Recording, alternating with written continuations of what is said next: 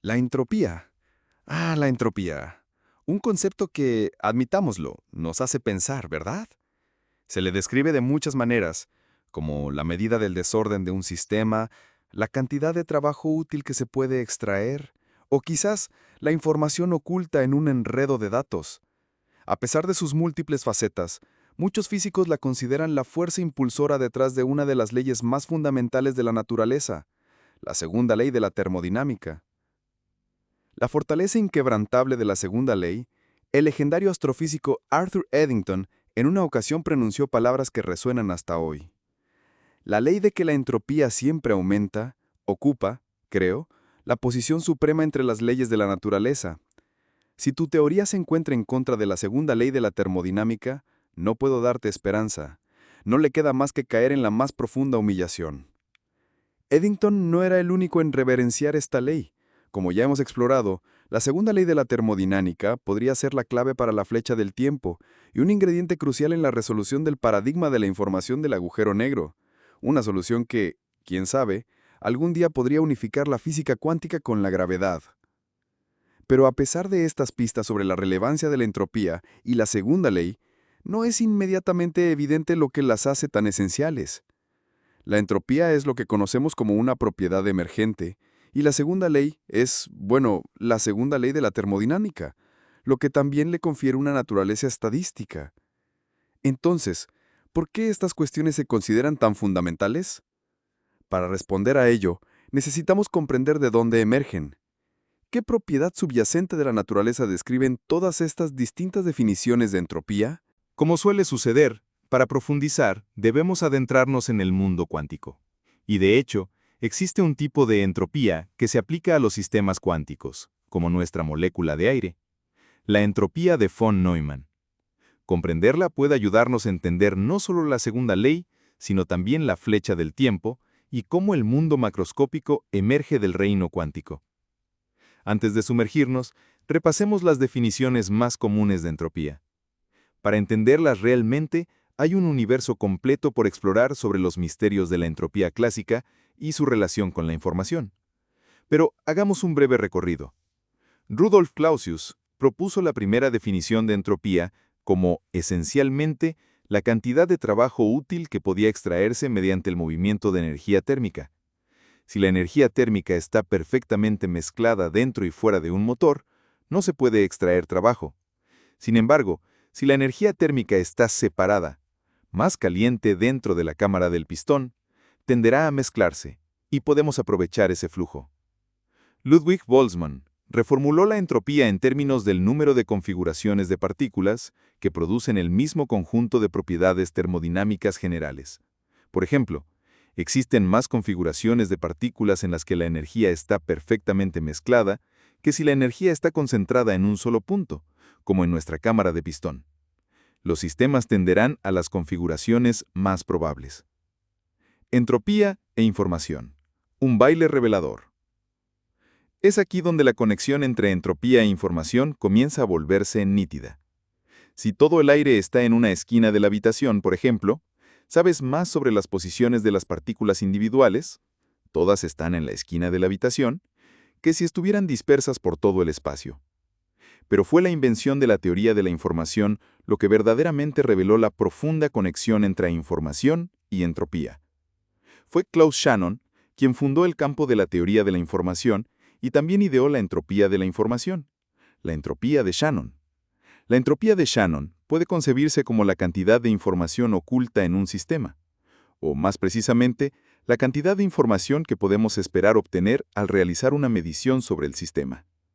Si todas las partículas están agrupadas en una esquina de la habitación, medir sus posiciones exactas te dará cierta información. Pero si mides sus posiciones cuando están dispersas por la habitación, aumentarás tu información en mucho más. Otra forma de entender la entropía de Shannon es en términos de eventos. Cuantos más resultados posibles, más entropía tiene el evento.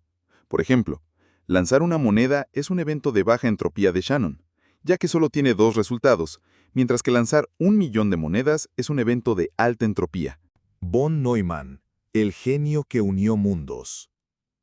La entropía de Shannon es, de hecho, más fundamental que la entropía termodinámica, ya que es la generalización de la entropía más conocida. Se aplica a cualquier sistema de información y a cualquier tipo de acción que revele dicha información. Sin embargo, cuando Claude Shannon propuso su teoría, no percibió su magnitud. Según la quizás apócrifa historia de origen, él solo empezó a llamarla entropía después de una conversación con el gran matemático y físico húngaro John von Neumann. Se dice que von Neumann le sugirió el término entropía por dos razones. Primero, porque la ecuación se parecía exactamente a la de la entropía termodinámica, y segundo, porque nadie realmente comprendía la entropía, así que nadie lo refutaría. Pero von Neumann seguramente sabía muy bien que la entropía de Shannon era un concepto revolucionario. Primero porque von Neumann era un genio de un nivel asombroso, que había superado intelectualmente a muchas de las mentes más brillantes del siglo pasado. Y segundo, precisamente por lo anterior, von Neumann ya había desarrollado su propia versión de entropía, la entropía de von Neumann. Esta es la entropía de los sistemas cuánticos, y, dado que todo lo demás está compuesto de sistemas cuánticos, podría ser la definición más fundamental de entropía. Incluso la entropía de Shannon es simplemente un caso especial de la entropía de von Neumann, al menos según el propio von Neumann. El concepto de entropía de von Neumann es, como mínimo, increíblemente potente. Reside en el núcleo de la teoría de la información cuántica, permitiéndonos cuantificar la información cuántica contenida en el sistema y también se puede emplear para determinar cuántos bits de información clásica podemos extraer del sistema al realizar una medición. Pero quizás lo más fascinante es que la entropía de von Neumann nos revela la cantidad de entrelazamiento en el sistema. De hecho, está impulsada por el entrelazamiento, esa enigmática conexión entre partículas cuánticas que Einstein describió como acción fantasmagórica a distancia. A modo de anticipo, la entropía de von Neumann parece indicar que la evolución de las conexiones de entrelazamiento es el motor de la segunda ley de la termodinámica. El corazón cuántico de la información. Ok, nos estamos adelantando. Para vislumbrar lo que representa la entropía de von Neumann, pensemos en la información en la mecánica cuántica. Los sistemas cuánticos se describen mediante lo que llamamos la función de onda, que es la distribución de probabilidades de todas las propiedades posibles que el sistema podría tener si intentaras medirlas.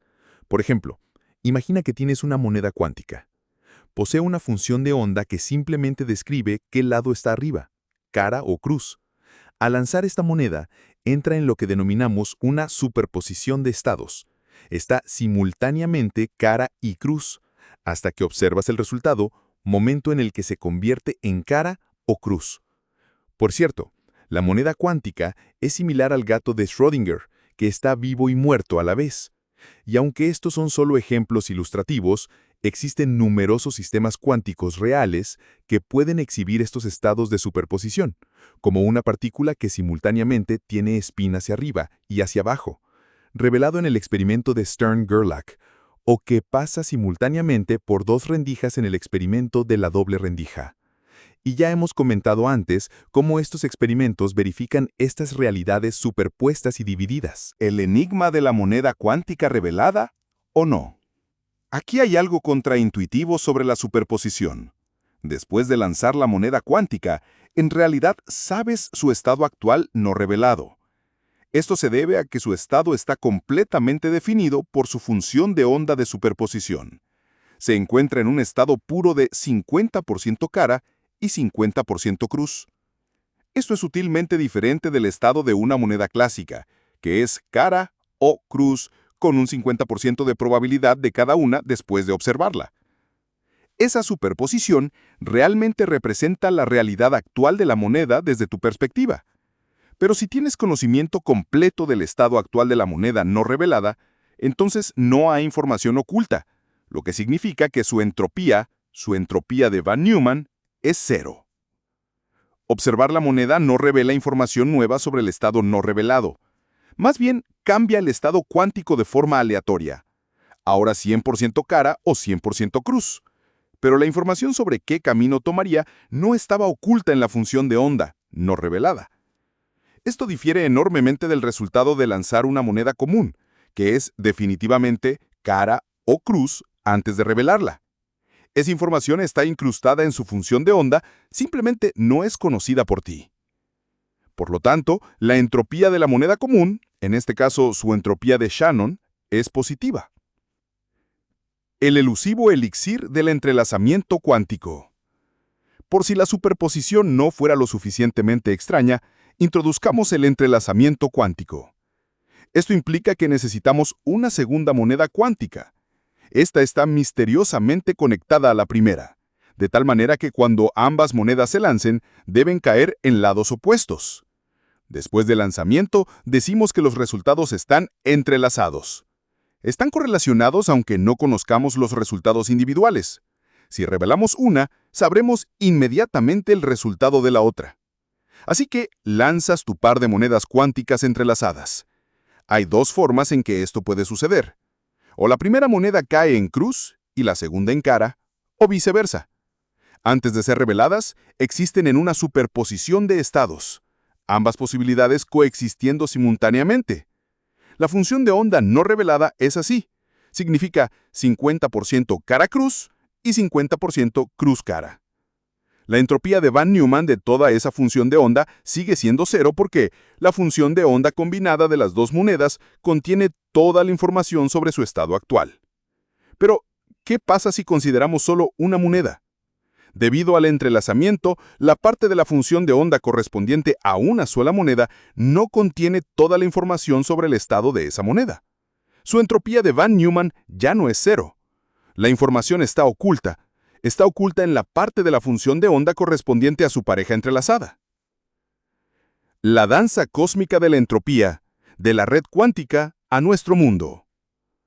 Y es aquí donde podemos conectar la entropía de Van Neumann con todas las otras formas de entropía y vislumbrar el verdadero origen de la segunda ley. Cuando se observa con su compañero entrelazado, la moneda exhibe peculiaridades cuánticas como la superposición. Esto podría revelarse en experimentos como una prueba de Bell, que abordamos previamente. Pero tratada individualmente, cada moneda cuántica entrelazada por separado se comporta de manera similar a una moneda clásica común. Por ejemplo, no existe por sí misma en una superposición pura de estados. Esa superposición solo aparece cuando se incluye a su compañero entrelazado. Se encuentra en lo que llamamos un estado mixto, cara o cruz, no cara y cruz, y, al igual que la moneda clásica regular, tiene una entropía distinta de cero. Esta similitud entre la moneda cuántica entrelazada pero aislada no es casualidad. Su entrelazamiento es el primer paso en la transición entre el mundo cuántico y el clásico. Nuestra capacidad para observar efectos cuánticos como la superposición depende de poder acceder a la función de onda completa. Con una moneda compañera en entrelazamiento, esto se vuelve más difícil, pero a medida que un objeto cuántico interactúa con las innumerables partículas de un entorno macroscópico y esas partículas interactúan entre sí, la red de entrelazamiento crece tan rápidamente que pronto se vuelve imposible acceder a la función de onda completa. Llamamos a este proceso decoherencia. Es como el mundo macroscópico ordinario emerge de sus muy extrañas piezas cuánticas y, para una inmersión más profunda en la decoherencia, ya la hemos cubierto. Visto desde esta perspectiva, nuestra moneda clásica es como nuestra moneda entrelazada aislada, excepto que ahora no tenemos un entrelazamiento simple entre dos monedas, sino que el entrelazamiento se da entre las incontables partes cuánticas constituyentes de la moneda y cada partícula con la que alguna vez han interactuado. Esa red de entrelazamiento está en una superposición de estados, cara y cruz, pero nunca se puede acceder a ella, en parte porque tú formas parte de esa red, ya te has entrelazado con la moneda y vives en la porción de la función de onda, el estado mixto, donde la moneda es cara o cruz. La propagación del entrelazamiento nos lleva a experimentar un mundo macroscópico que dista mucho de ser cuántico, pero también impulsa el aumento de la entropía. El flujo incesante del entrelazamiento. La información detallada sobre los estados cuánticos de todas las partículas se vuelve cada vez más inaccesible, dejando solo propiedades observables más generales. Pensemos en la temperatura, por ejemplo. Es una de esas propiedades macroscópicas que emergen de la intrincada danza de las partículas. Estas propiedades, que se conservan a través de esta difusión de entrelazamiento, son lo que llamamos estados puntero en el lenguaje del darwinismo cuántico. ¿Hacia dónde apunta la flecha del tiempo? Con el paso del tiempo, los sistemas se mueven naturalmente hacia un estado de entrelazamiento máximo. En ese punto, la mayor parte de la información original permanece oculta, lo que permite describir los sistemas con un número mínimo de propiedades. Imagina un sistema que alcanza el equilibrio, igualándose a una única temperatura. Esto es un reflejo directo del entrelazamiento generalizado y de la entropía máxima. El universo como una red de información. Así, llegamos a la revelación. El incesante crecimiento del entrelazamiento no solo impulsa la segunda ley de la termodinámica, sino que también es el motor detrás de la emergencia del mundo clásico a partir de su base cuántica. Y como un extra increíble, también define la propia flecha del tiempo, que como ya hemos comentado, apunta invariablemente en la dirección de una entropía creciente y de un entrelazamiento que se multiplica sin cesar. Desvelando los misterios de la realidad. Pero el viaje no termina aquí. Las profundas percepciones de von Neumann nos conducen a una visión de la realidad que es mucho más informacional que puramente física. Si todo lo que experimentamos surge de esta compleja red de información y entrelazamientos, ¿cuál es la verdadera naturaleza de nuestro universo? ¿Es una biblioteca de datos gigantesca que se desdobla en tiempo real? Los desafíos del conocimiento oculto. Esta información, que parece oculta en el vasto océano cuántico, no permanecerá así por mucho tiempo. Cada nuevo descubrimiento, cada avance tecnológico, es un paso para descifrar los secretos que el entrelazamiento esconde. Es como si estuviéramos leyendo un libro gigantesco, y cada página que pasamos nos revela más sobre la esencia de la existencia. La próxima frontera de la conciencia cósmica. ¿Qué nos aguarda en la siguiente etapa de esta exploración? Quizás una comprensión aún más profunda de cómo la conciencia encaja en esta ecuación informacional del cosmos. Si la información es tan fundamental, ¿será que la propia conciencia es una forma de procesamiento de datos a nivel cuántico? Las preguntas son infinitas y las respuestas aún más fascinantes. Abordando sus preguntas cósmicas. Hoy responderemos a los comentarios de los 2 episodios anteriores. Uno, sobre el síndrome de Kessler, la acumulación exponencial de basura espacial alrededor de la Tierra, y otro sobre la longitud de Planck, la longitud significativa más pequeña y lo que nos revela sobre la naturaleza del espacio.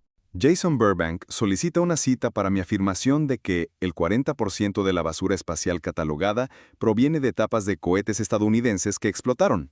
Y me alegra que lo preguntara, porque al investigar y releer me di cuenta de que la cifra no es correcta.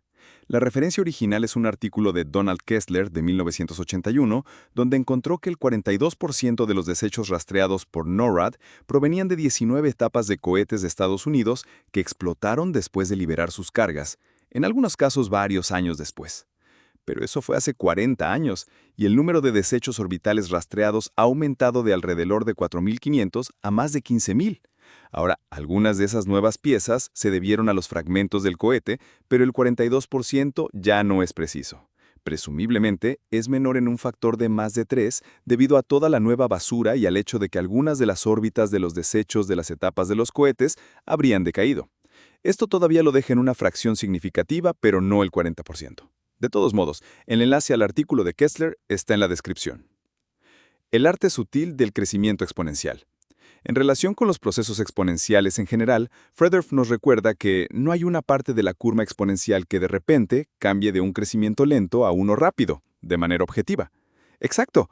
La ubicación de la curva aparente, donde parece ascender verticalmente, depende de la elección del eje.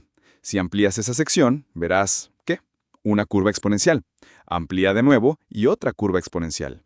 La exponencial es invariante a escala, y la ubicación del punto donde el gradiente supera el 45% depende del rango que elijas para coeje X. En un proceso exponencial, la tasa de duplicación se mantiene constante. Claro, la tasa de duplicación no tiene por qué mantenerse constante, y eso puede ser definido por ciertos umbrales en el aumento exponencial. Por ejemplo, hay un umbral en el aumento exponencial de la basura espacial donde ya no podemos operar de forma segura, lo que podría reducir la tasa de incremento. Hay un umbral en el aumento exponencial de la capacidad computacional, es donde las computadoras diseñan mejores computadoras, lo que en realidad podría aumentar la tasa de duplicación. Y hay una retroalimentación entre los procesos exponenciales. Por ejemplo, presumiblemente nuestros futuros señores de la IA serán más eficientes gestionando nuestro espacio orbital, lo que reducirá aún más el síndrome de Kessler. Desentrañando lo mínimo, la longitud de Planck. Pasemos ahora a nuestro episodio sobre la longitud de Planck. Ross Johnson plantea una excelente pregunta. Si el espacio es como una grilla 3D a la escala de la longitud de Planck y el movimiento significa saltar de una celda a la siguiente, entonces A, ¿por qué el movimiento está restringido solo a celdas adyacentes? Y B, en un movimiento tan cuantificado, ciertos tipos de movimiento estarían prohibidos. Algunos de ustedes respondieron bien. Damon X. Blaze señala que la teletransportación cuántica, también conocida como tunelamiento cuántico, es básicamente moverse instantáneamente más allá de los puntos adyacentes de la grilla. Pero en realidad, no podemos concebir el espacio como una simple cuadrícula rectilínea. Por ejemplo, Michal Brzezinski señala que una cuadrícula así introduciría efectos extraños que dependerían de la orientación. El movimiento diagonal sería diferente del movimiento rectilíneo. Habría direcciones preferidas en el espacio. Pero sabemos con certeza que este universo posee una simetría rotacional continua. No existe un ángulo preferido. Esta es la base de la conservación del momento angular que sabemos que se cumple. Otro problema con la cuadrícula simple es que no es, por sí misma, invariante de Lorentz. Las distancias tendrían que depender de la velocidad del observador. Moverse rápido debería entonces colapsar la cuadrícula en una dirección, pero eso reduciría el ancho de la cuadrícula y por lo tanto la longitud de Planck en esa dirección, lo cual también es incorrecto. La longitud de Planck observada debería ser independiente de la velocidad. Michal pregunta si existe alguna forma de cuantificar el espacio que no conduzca a estas violaciones. La respuesta es sí, y varias personas lo han intentado. La gravedad cuántica de bucles es un buen ejemplo, pero para que funcione, la cuadrícula subyacente no es una cuadrícula de espacio en absoluto, sino una cuadrícula de conexiones abstractas entre puntos. El espacio solo emerge en escalas mayores. El principio de incertidumbre y la danza del electrón. F plantea una pregunta que me hubiera gustado haber tenido tiempo de discutir en el episodio. Al usar el microscopio de Heisenberg para medir la posición, mencioné que la incertidumbre en el momento final de la partícula es aproximadamente igual al momento del fotón utilizado para medir esa posición. F señala que, seguramente, deberíamos tener alguna idea de cómo debería ocurrir esa transferencia de momento, para así poder calcular el momento final de la partícula. Entonces, ¿dónde radica la incertidumbre? La respuesta es que existe incertidumbre en la forma en que el fotón impacta la partícula. ¿De frente? ¿Un roce lateral a la izquierda o a la derecha? En el primer caso, el momento total de la partícula se aleja del fotón. En el segundo es lateral, lo que implica que un rango de momento posible a lo largo de cada eje es aproximadamente el momento del fotón. El apocalipsis zombie espacial. Una reflexión curiosa. Harris Jones señala que el síndrome de Kessler es como los zombies.